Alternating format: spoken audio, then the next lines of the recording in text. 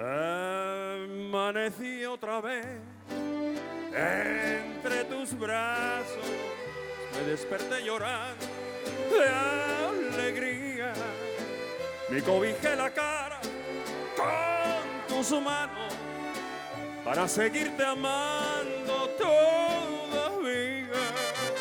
Te despertaste tú, casi dormida, y me querías decir no sé qué cosas, pero callé tu boca con mis besos, y así pasaron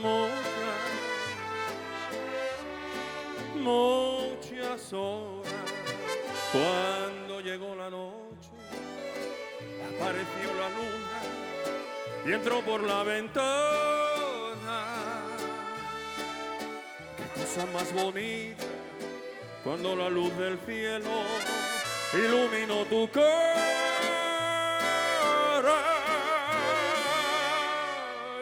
Yo me volví a meter entre tus brazos y me querías decir no sé qué cosas, pero callé tu boca con mis besos, y así pasaron